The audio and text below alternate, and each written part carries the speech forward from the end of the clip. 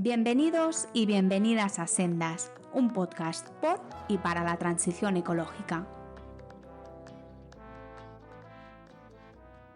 Hola de nuevo desde Sendas, soy Pablo Rodríguez Ros y hoy tenemos con nosotros en Sendas a Gabriel Moreno. Gaby para los amigos, es profesor de Derecho Constitucional de la Universidad de Extremadura, es doctor cum laude en Derecho por la Universidad de Valencia, con mención internacional, también es premio extraordinario de bachillerato, graduado en Derecho por la Universidad de Extremadura, con premio al mejor expediente académico, premio nacional de excelencia académica, también tiene un máster universitario en Derecho Constitucional por el Centro de Estudios Políticos y Constitucionales y la Universidad Internacional Menéndez Pelayo, y ha realizado estancias de investigación en lugares como México, Inglaterra, Alemania, Brasil o Portugal. También tiene diversos estudios publicados en diversas revistas científicas que podéis consultar. Sobre todo trata temas como la estabilidad presupuestaria y la dimensión constitucional de las instituciones de gobernanza económica en la Unión Europea, imparte docencia y ha impartido conferencias en diversas universidades americanas, europeas. También es miembro de la Asociación de Constitucionalistas de España, que en cierto modo por este tema sobre todo está hoy aquí, y secretario de la Facultad Invisible, una asociación que reúne a los premios nacionales españoles y una asociación en la cual nosotros nos conocimos. También escribe libros y en su último libro, Cómo se gobiernan los portugueses, de la editorial Comares 2022, aborda la historia constitucional y el sistema político de Portugal.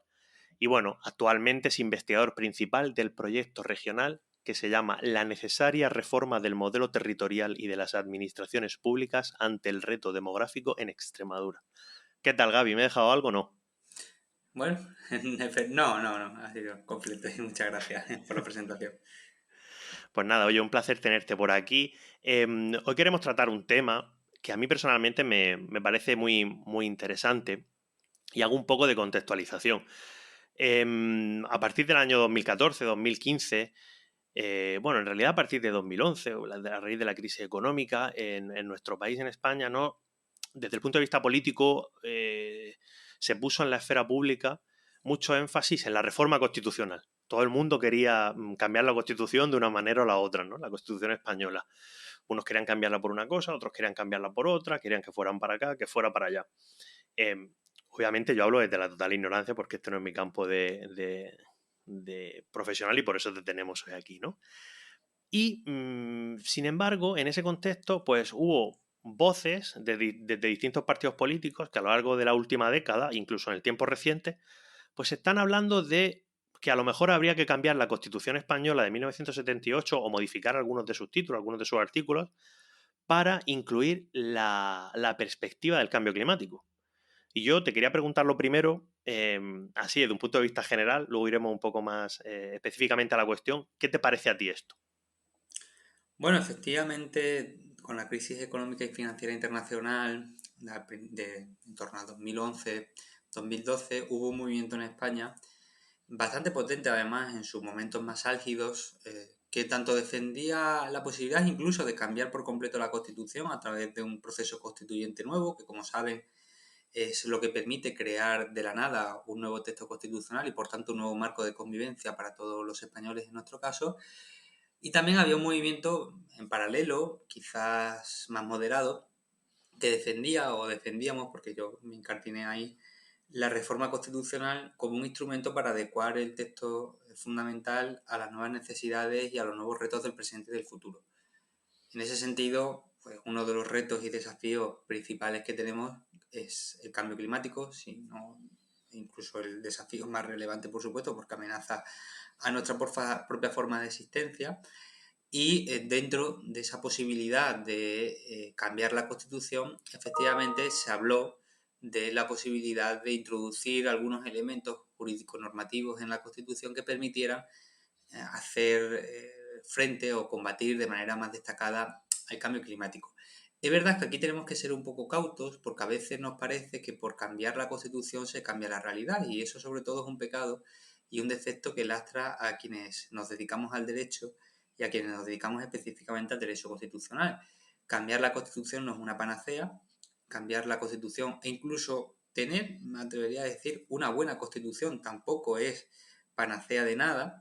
Es más, yo siempre lo digo, constituciones muy avanzadas, técnicamente buenas, con un gran catálogo de derechos, incluidos derechos que reconocen a la naturaleza ser sujeto de los mismos, como son las constituciones nuevas de América Latina, la realidad de sus países es mucho más problemática que la realidad de países como Suecia, como Noruega o como Inglaterra, cuyas constituciones o cuyas tradiciones constitucionales, en el caso inglés, se remontan al siglo XVII, XVIII o XIX, ¿no? Es decir, no está tanto muchas veces en la potencialidad que pueda derivarse de un cambio normativo en la Constitución, que desde luego hay que reconocerlo, en nuestras sociedades complejas que están dirigidas y orientadas por el derecho, pero muchas veces, sin quedarnos únicamente en el cambio de la Constitución, hay que hacer más hincapié en las políticas públicas, en la voluntad política y en el compromiso ciudadano, ¿no? En la cultura de la legalidad y en la cultura política democrática de una sociedad. Eso a veces, no siempre, pero a veces no depende de la Constitución ni de la buena técnica o de los preceptos o cambios normativos o reformas constitucionales que incorpore el texto fundamental. Desde luego, en España sí es factible la introducción de algún elemento que coadyuve a la lucha contra el cambio climático y a la preservación del medio ambiente desde el paradigma constitucional, pero creo que, aun siendo necesario, no es suficiente y que no nos tendríamos que quedar únicamente en ese marco, ¿no? No, es muy interesante lo que comentas. Cuando uno se acerca, se aproxima a esta cuestión desde un punto de vista jurídico, por ejemplo, estudié ciencias ambientales. En ciencias ambientales tenemos varias asignaturas de derecho ambiental, ¿no? Y cuando uno habla de derecho ambiental, desde el punto de vista constitucional, pues todo el mundo se va al mismo artículo, el artículo 45. Es decir, el artículo 45 de la Constitución española es aquel en el que, en cuanto a una reforma constitucional de cara a la inclusión del cambio climático u otras cuestiones de perspectiva ecológica, pues es al que todo el mundo mira, ¿no? Para quien no lo sepa, el artículo 45 pues dice que todos tienen derecho a disfrutar de un medio ambiente adecuado para el desarrollo de la persona, así como el deber de conservarlo. También dice que los poderes públicos velarán por la utilización racional de todos los recursos naturales con el fin de proteger y mejorar la calidad de vida y defender y restaurar el medio ambiente, apoyándose en la indispensable solidaridad colectiva. Y por último establece que para quienes violen lo dispuesto en el apartado anterior, en los términos que la ley fije, se establecerán sanciones penales o, en su caso, administrativas, así como la obligación de reparar el daño causado. Claro, hay mucha gente que cuando lee este artículo o se aproxima por este artículo, de primeras dice, oye, pues yo creo que tal y como está este artículo, que introduce términos ya y bastante interesantes como solidaridad colectiva, incluso el término, el aspecto de las sanciones penales, de las sanciones administrativas, hay gente que dice, oye, pues con este artículo ya nos debería de bastar o no para el cambio climático, pero hay gente que piensa que sí, hay gente que piensa que con este artículo ya sería suficiente. No sé tú cómo lo ves. Bueno, es un artículo avanzado en su redacción para el momento en el que se aprobó la Constitución. 1978 todavía no era un año, digamos, de concienciación ecológica, aunque ya sí existía, por supuesto, el movimiento ecologista y además, como sabéis, el informe sobre los límites del crecimiento del planeta ya había sido publicado y, por tanto, sobre todo en los ámbitos más especializados, se tenía conciencia del cambio climático y del efecto invernadero, ¿no? En los años 70. Pero es curioso porque ahí la Constitución sí es en su redacción avanzada. Quizás el constituyente además era mucho más sensible porque veníamos de una etapa, la dictadura de Franco, en la que no hubo ningún tipo, pero cuando digo ningún tipo es que no existió límite alguno para el destrozo del medio ambiente en España, ¿no? Curiosamente la dictadura se jactaba de ser la que recuperó las esencias patrias y entre ellas de las esencias patrias y de las identidades nacionales estaba el medio ambiente, como al fin y al cabo la naturaleza muchas veces se identifica con la patria y con el hogar común, ¿no? Y con el medio rural y todas estas cosas, pero bueno, en verdad la dictadura pues fue, además de un régimen atroz en cuanto a los derechos fundamentales, fue también un desastre desde el punto de vista medioambiental. Solamente hay que recordar, por ejemplo, los planes de reforestación con especies que no son autóctonas, que están ahora, después de tantos años, provocando estos problemas. Una de las cosas principales de que provoquen los grandes incendios forestales es precisamente esa reforestación que hizo en su momento Irida y Kona con eucalipto y con pino, por no hablar de las grandes obras de pantanos, de centrales nucleares, de los grandes desastres que hubo durante la dictadura, catástrofes verdaderas de vertidos y de incluso de la propia construcción de las presas, que como saben murió muchísima gente realizándola, fue un desastre de medioambiental por completo. Entonces, partiendo yo creo que de ahí, de esa concienciación, que ya en las últimas etapas del franquismo había una parte considerable de la sociedad civil concienciada con el elemento medioambiental debido al destrozo que se había ocasionado impunemente durante tantas décadas, el constituyente, por eso yo creo que en el artículo 45, ¿no? Pues toma la palabra de una forma bastante llamativa para el año en el que se redactó, e incluso me atrevería a decir de una forma bastante atrevida. Ahora bien, el problema de ese artículo no es tanto la redacción interna que tiene, sino la posición sistemática en el texto constitucional. Esto a veces es difícil de entender para el lego en derecho o para quien no conozca nuestra Constitución. Cuando se dice que todos tienen derecho a la vivienda o que todos tienen derecho a un medio ambiente adecuado para el desarrollo de la persona, no estamos hablando en puridad y en términos estrictamente jurídicos de derechos fundamentales. ¿Por qué? Porque los derechos fundamentales en la Constitución española son los que van del 14 al 29. Son los que están en la sección segunda del capítulo segundo del título primero de la Constitución. Esos son los que tienen de verdad mayor garantía porque son directamente aplicables, porque están protegidos por la reforma grabada de la Constitución, porque tienen que ser desarrollados por ley orgánica, y el resto de derechos no tienen tal nivel de garantía. Y en concreto, a los efectos que a nosotros aquí ahora nos interesa, los que se contienen en el capítulo tercero de los llamados principios rectores de la política social y económica, entre ellos el derecho a la vivienda, entre comillas lo de derecho, o el derecho al medio ambiente sano, no tienen prácticamente ningún nivel de garantía. Lo cual no quiere decir que no sean vinculantes, porque toda la Constitución, desde el artículo 1 al 169, es vinculante, es decir, los poderes públicos están obligados a respetar lo que dice el artículo 45, pero como no hay mecanismos jurisdiccionales directos de garantía de ese precepto constitucional, si no lo cumplen, están en cierta impunidad constitucional. Es decir, que incumpliendo sistemáticamente todos los principios rectores de la política social y económica que recoge la Constitución, un gobierno no tiene por qué enfrentarse al Tribunal Constitucional porque ni siquiera tiene por qué llegar casos al tribunal referidos a la aplicación de estos artículos, ¿no? Esto es una problemática esencial en la garantía de los principios rectores de la política social y económica. Lo suyo hubiera sido dotarles de mayores garantías o directamente en una posible y futurible reforma constitucional poder considerar a estos preceptos como derechos fundamentales, dándole la posibilidad de recurrir en recursos de amparo al Tribunal Constitucional, de que sean directamente aplicables, de que sean más protegidos desde el punto de vista estrictamente constitucional. Ahora bien, utilidad jurídica tienen. Otra cosa es que en nuestra tradición de los últimos 40 y tantos años de jurisprudencia del Tribunal Constitucional no se haya aplicado. Pero estos preceptos, como bien he dicho antes, son vinculantes y los poderes públicos, si no los respetan, están incumpliendo la Constitución. Entonces, ¿qué ocurre si se aprueba una ley que no respeta en nada el artículo 45, que lo vacía de contenido, que no sigue sus líneas y sus mandatos constitucionales? Pues esa ley puede ser declarada inconstitucional porque este artículo también es Constitución. Otra cosa es que esto no se haga porque como no es directamente aplicable ante los tribunales de justicia, no tiene una efectividad directa, no tiene un efecto directo estos derechos, el ciudadano no puede llegar a los tribunales blandiendo este derecho. Y quienes tienen acceso al Tribunal Constitucional son los grandes partidos políticos, con lo cual tenemos el mismo problema. Y aparte, el propio Tribunal Constitucional tiene en su jurisprudencia, en su doctrina, la idea, que no viene en la Constitución, de que estos artículos constitucionales tienen menos peso y menos entidad constitucional y por tanto no pueden servir como debería serlo, como canon de constitucionalidad de las leyes en el sentido estricto del término, ¿no? Hay muy pocos pronunciamientos del Tribunal Constitucional que hayan anulado leyes por enfrentarse a los principios rectores de la política social y económica.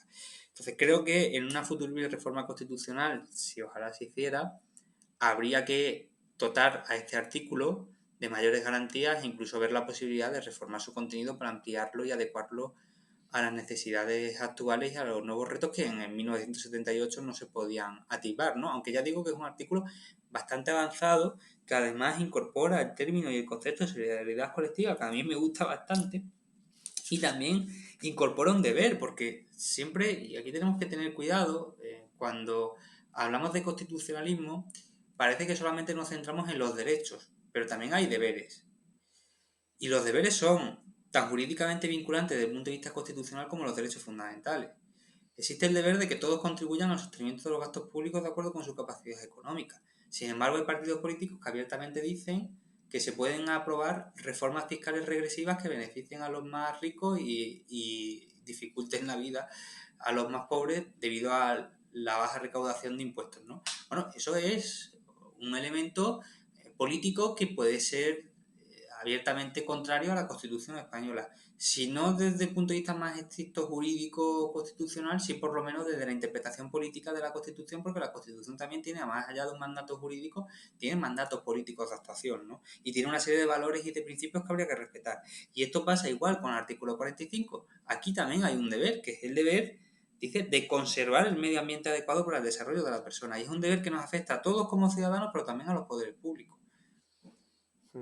No, sí, ciertamente muy interesante lo que comentas, porque pese a que, como bien dices, cuando uno se lee el artículo 45, dice, oye, pues es un artículo que incluso aunque no sea, bueno, aunque no tengas formación en la materia, dices, es un artículo para la época en la que se redactó bastante ambicioso, ¿no? Pero lo siguiente que te llama la ambición, perdón, la atención, es que se incluye dentro del capítulo tercero, que es de los principios rectores de política social y económica. O sea, el medio ambiente se introduce como una cuestión social y económica. No hay en la Constitución, por decirlo de alguna manera, pese a que sí hay un artículo, no hay un capítulo dedicado al medio ambiente, por ejemplo, ¿no? Que es algo que algunas personas y algunas entidades han propuesto. Como decíamos al principio de nuestra conversación, pues sobre todo en la última década, surgió este debate acerca de, bueno, esta posible reforma constitucional o la inclusión del cambio climático y de otros aspectos relacionados con el cambio global en la Constitución española. Recordemos que la mayor parte de la última década pues, contó con un gobierno del Partido Popular, de Mariano Rajoy, el cual sobre esta cuestión la verdad es que no se pronunciaron en ningún momento, no tiene ningún tipo de trabajo hecho ni pronunciamiento acerca del mismo. Sin embargo, tanto fundaciones como otras entidades, como partidos políticos que en esos momentos se encontraban en la oposición, sí que en cierto modo fueron trabajando esta cuestión y fueron lanzando diversas propuestas, ¿no? Hay fundaciones, por ejemplo, como la Fundación ECODES, la Fundación Ecología, Ecología y Desarrollo, que ya en el año 2016 decían que la reforma de la Constitución española debía incluir el desafío del cambio climático sí o sí.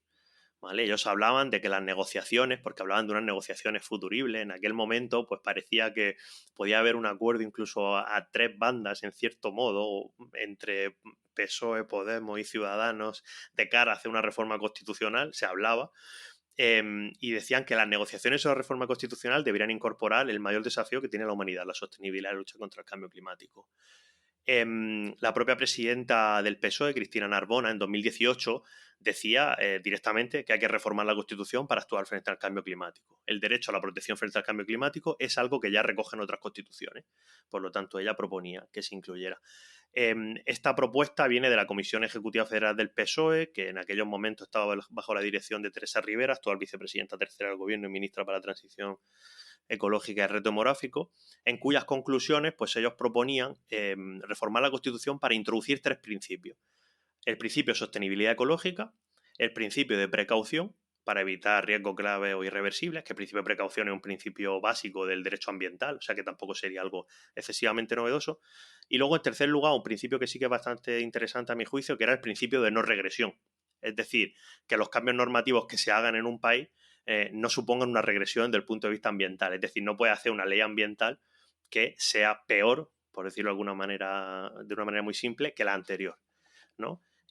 También Pedro Sánchez, de cara a las elecciones de 2019, anunciaron que querrían incluir el reconocimiento constitucional de los derechos medioambientales en la reforma a la Carta Magna, y en el programa, el programa electoral directamente ponían el foco sobre el artículo 45 de la Constitución y hablaban de tener en cuenta y de incluir los denominados límites planetarios como una condición necesaria del progreso económico y social, que es un poco económico y social, un poco el principio rector número 3, ¿no?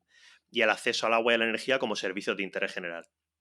También en 2019, otro partido político, Más País, que en ese momento iba coalicionado con Equo, proponían una constitución a la altura de la emergencia climática y establecer una comisión de estudio para actualizar la constitución bajo un prisma ecológico.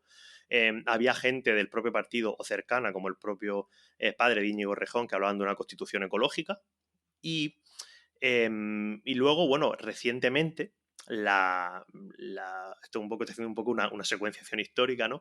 Y más recientemente, bueno, en Chile en Chile se ha votado una constitución que se consideraba que era, bueno, que Chile iba a ser como el primer estado ecológico del mundo, una votación que ha perdido.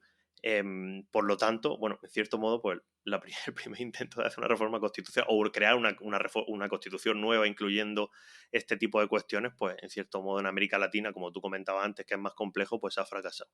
Yo te quería preguntar, sabiendo un poco este análisis histórico y lo que ya hemos hablado, perdón, ¿veremos una constitución climática?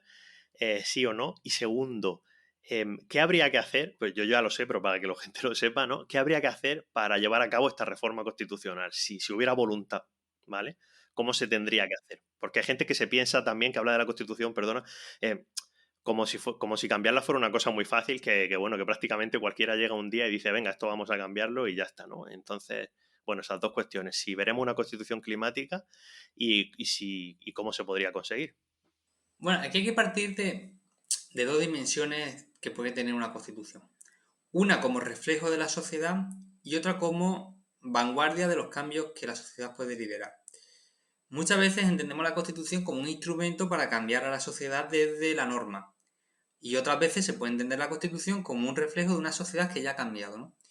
Lo suyo sería que la virtud residiera en el justo medio. Es decir, que la Constitución empezara a reflejar un cambio en la sociedad y un cambio en el nivel de compromiso de la ciudadanía en este aspecto con el cambio climático, con la lucha con el cambio climático y por tanto por la preservación del medio ambiente, pero al mismo tiempo fuera un poco más ambiciosa del estado actual de ese compromiso social y pudiera introducir elementos novedosos que llevaran a la sociedad a avanzar todavía más en ese objetivo, ¿no?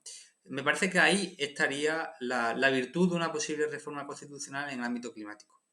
¿Veremos una constitución climático-ecológica? Espero que sí, pero también hay que tener en cuenta que el éxito de esa posible constitución no reside en que seamos capaces de reformar la constitución o de incorporar ese contenido a la constitución, sino que seamos capaces de previamente dotarnos de un compromiso social fuerte y de un compromiso colectivo, más allá incluso de los partidos políticos, me estoy refiriendo a la sociedad civil, al conjunto de la ciudadanía, en ese sentido. Si no lo tenemos, aunque cambiemos la Constitución va a ser difícil, porque la Constitución es verdad que cambiándola puede hacer, un cambio normativo puede hacer que las conductas individuales tiendan a adecuarse a la nueva realidad jurídica. Por ejemplo, se aprueba la ley antitabaco en España y hay un porcentaje bastante alto de los fumadores que no están de acuerdo con la ley. Y hoy, sin embargo, es un consenso. Eso es una de las virtudes que tiene una ley que no reflejaba solo el estado actual de la sociedad, sino que se aventuró a avanzar un poco más, ¿no?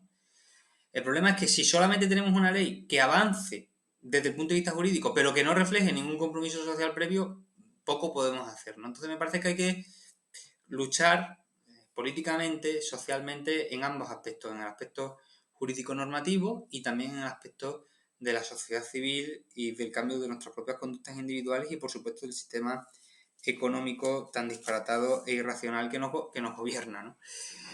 Eso por un lado. Por otro, ¿es factible la reforma constitucional? Bueno, esto es lo de siempre. Siempre dirán que no es el momento, que no hay consenso, que no está ahora el tiempo como para reformas constitucionales.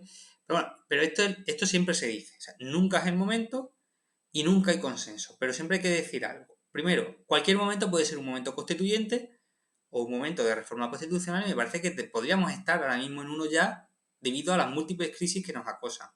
Una y la principal, la climática. Tenemos también una crisis económica, una crisis geopolítica, una crisis rotunda además y muy preocupante en cuanto al mantenimiento de nuestro Estado de Derecho y de la propia vigencia de la Constitución respecto a su cumplimiento por parte de los poderes públicos, y estamos viendo el incumplimiento flagrante de la Constitución en cuanto a la renovación de los órganos constitucionales del Estado. Por tanto, podemos estar perfectamente en un momento de reforma constitucional o un momento constituyente, ¿no? ¿Es factible jurídicamente? Sí, hay dos procedimientos para la reforma de la Constitución. El problema es que necesitan consenso. Y aquí es donde siempre nos dicen, no hay consenso. Pues bueno, hay que recordar que los consensos no caen del cielo como el dogma de la Inmaculada Concepción, sino que los consensos se construyen. Los consensos se construyen y además se construyen desde la divergencia. El consenso no existe previamente, el consenso se construye. Quienes fueron capaces en la transición política de reunirse y de sacar adelante un texto que más o menos contentó a todos, es porque cedieron mutuamente y se sentaron posturas contrapuestas en la misma mesa. Se sentó un señor que era comunista con otro señor que era, o que había sido franquista, o había sido ministro del gobierno de Franco. Entonces, esto es clave, es decir, los consensos se construyen y parten de las divergencias. Cuando nos dicen actualmente, no, es que entre el PSOE y el PP no puede haber puntos de encuentro. Bueno, oiga, pero pues siéntense, pero verás cómo luego se buscan. Además, dentro de la derecha española seguro que hay gente muy sensata, dentro de la izquierda española seguro que hay gente también muy proclive a la transacción de determinados presupuestos para poder conseguir y alcanzar el bien común, que al fin y al cabo es para lo que los hemos elegido, ¿no? Entonces yo creo que factible desde el punto de vista político es, y jurídico ya saben cuáles son los dos procedimientos de reforma de la Constitución. El 167 y el 168. El 167 es más sencillo porque solamente se necesitan 3/5 de cada una de las cámaras del Congreso y del Senado, y el 168 es el más complejo porque es una reforma constitucional que necesita de 2/3 y por tanto de una mayoría más amplia en el Congreso y el Senado, su disolución, la convocatoria de nuevas elecciones, que otra vez vuelva a estar el nuevo Congreso y el nuevo Senado a favor por 2/3 y luego ya para rematar un referéndum de pueblo español. La reforma constitucional agravada, esta última que acabo de describir, se refiere a aquella reforma que vaya a afectar a los puntos que se consideran esenciales en la Constitución, que son básicamente el título preliminar, donde vienen los grandes principios, la propia definición de España, la unidad de España, etcétera, los derechos fundamentales, que hemos comentado antes, los del 14 al 29, y el título segundo de la corona, de la forma de Estado monárquica, ¿no? Al margen de ahí, yo creo que hay un abanico enorme para la reforma constitucional utilizando el 167. De hecho, las dos únicas reformas constitucionales, perdón, que se han realizado han sido por el 167, mayoría de 3/5, y se hicieron además rápido y sin ningún tipo de dificultades en cuanto a alcanzar la mayoría necesaria, ¿no? Por tanto, yo creo que se puede hacer, jurídicamente es perfectamente viable, pero necesitamos ese consenso político que, repito, se construye desde las divergencias y que a veces hace falta que nosotros desde la sociedad civil empujemos a los partidos políticos y a nuestros líderes a que se sienten y a que intenten acercar esas posturas contrapuestas, más en un momento además tan complicado y difícil también desde lo climático, ¿no? Yo creo que ya es hora de que la emergencia climática que se ha declarado se lleve a efecto también en cuanto al compromiso de todos los partidos políticos por un pacto de Estado frente al cambio climático que aborde un conjunto de políticas integrales para la transición ecológica, pero para la transición ecológica no de Snoopy, sino una transición ecológica de verdad que implique también un cambio rotundo de nuestro modelo productivo, energético y, me atrevería a decir, de nuestro modelo de vida. Bueno, yo coincido plenamente con lo que dices. Me parece muy interesante el aspecto de la sociedad civil o en general de la sociedad, ¿vale? Aunque no sea una sociedad organizada en base a entidades y stakeholders, como se dice en inglés, pero la propia sociedad española es una sociedad que cada vez que le preguntas, cada vez que sale una encuesta, hoy, esta semana mismo ha salido una encuesta en La Vanguardia acerca de la cuestión del cambio climático y la sociedad española siempre está 70, 80, 90% muy preocupada por el problema, es proclive a que se tomen medidas. Claro, yo lo que veo es que en esta cuestión siempre estamos ante la trampa de la prioridad, de las prioridades políticas, o las prioridades que tiene cada uno, ¿no? Porque, claro, hay a veces cosas que son urgentes, que te parecen muy preocupantes, pero luego no te son prioritarias. Y yo creo que en la cuestión del cambio climático, desde el punto de vista social, hay un consenso muy amplio, que un consenso ya establecido, que no hay que construirlo, un consenso muy amplio respecto a la gravedad de la situación y respecto a la necesidad de tomar medidas, pero dentro de ese porcentaje de gente que es muy elevado, no es tan prioritario para todo el mundo. Y ahí es donde yo creo que también está el problema desde el punto de vista social. Y desde el punto de vista político, pues yo coincido con lo que tú dices. Hombre, ciertamente es una cuestión en la cual pues habría que buscar un consenso muy, muy, muy, muy, muy amplio. Y yo creo que ha quedado todo bastante claro, Gaby. Yo te quería preguntar, ya para acabar, que hicieras alguna recomendación de algún libro, bueno, algún documental, alguna actividad, alguna conferencia, lo que te dé la gana, relacionado con la cuestión que hemos hablado. Yo voy a recomendar Administración y Legislación Ambiental, que es un libro de Blanca Lozano Cutanda, que es un libro que utilicé yo en la carrera y que para aproximarse a la legislación básica y a cómo el derecho ambiental, bueno, forma parte del ordenamiento jurídico de nuestro país, la verdad es que es un libro muy bueno. Así que nada, Gaby, ¿tú qué recomiendas? Bueno, quizá la pata que se nos ha olvidado, y así con esto lo completo, a hablar en la entrevista, es la internacional. Porque por mucho que cambiemos la Constitución española, por mucho que consigamos una sociedad comprometida con el medio ambiente y contra el cambio climático, si a nivel internacional no se actúa va a ser muy complicado que podamos afrontarlo. ¿Por qué? Porque aparte en las sociedades de mayor concienciación ecológica ahora mismo, que son las europeas, son también las sociedades cuyos países no están ya en el número uno de los países emisores, ¿no? de gases contaminantes. Nos ha superado ya desde hace mucho tiempo China, la India o Estados Unidos, ¿no? Por supuesto. Entonces, hace falta una acción concertada a nivel internacional. Por eso mi recomendación va en ese sentido. Un libro que acaba de ser publicado hace nada, hace unas semanas ha salido en castellano, en italiano ya había salido hace tiempo, que se llama La Constitución de la Tierra. Es del filósofo y jurista italiano Luigi Ferrajoli, y él aboga por utilizar las técnicas del constitucionalismo, que históricamente vienen definidas por el control del poder, para crear una constitución mundial que controle los poderes de los diferentes estados, pero también, y esto es especialmente interesante, que el constitucionalismo mundial, en ese sentido, no solamente se limite a controlar el poder estatal o público, también los poderes privados, también las grandes multinacionales, las grandes empresas, que son también, por supuesto, una de las principales causantes de la contaminación y de la emisión de gases de efecto invernadero, ¿no? Me parece una lectura muy, muy recomendable. En general, toda la obra de Ferrajoli, otro librito que tiene que se llama Poderes Salvajes, que también va en ese sentido encaminado. Y sobre todo es una llamada de atención al constitucionalismo, para que el constitucionalismo también se fije en la realidad económica y de los actores privados y no solamente esté obsesionado, lo cual es bueno, ¿no?, con el funcionamiento de los poderes públicos y del Estado, porque también hay vulneraciones de nuestros derechos por parte de los poderes privados y de las grandes multinacionales. Y también es una llamada de atención para que el constitucionalismo supere las barreras nacionales. Si estamos en un mundo interdependiente, en una aldea global, como se dice ahora, necesitamos también normas e instituciones que a nivel mundial sean capaces de frenar las externalidades negativas que produce la globalización y que produce el proceso de mundialización, ¿no? Pero para eso necesitamos quitarnos la costra nacionalista del país o de nuestras pequeñas comunidades y considerarnos provincias de un ente mayor, ¿no? Ortega y Gasset decía que España era una provincia de Europa, pero bueno, ya es que Europa es una provincia del mundo.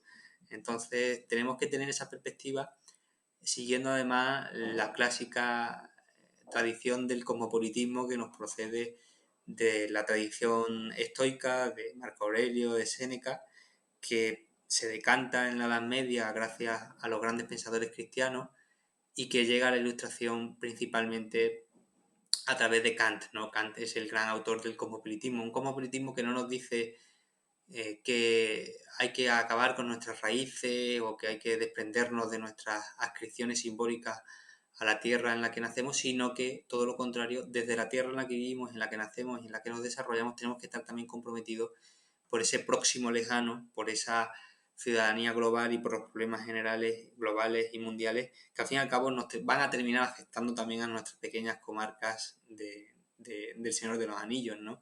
Esa es la principal lección, por cierto, que mucha gente se le olvida de la gran obra de Tolkien, que es que los pequeños hobbits que están en una comarca apartada, si no hubieran salido de esa comarca nunca, al final la guerra hubiera llegado a su pequeño rincón, ¿no? Y cuando regresan después de tantas aventuras y de haber combatido al mal encarnado, regresan y se dan cuenta de que la vida en su comarca sigue igual y que nadie se ha enterado absolutamente de nada, ¿no?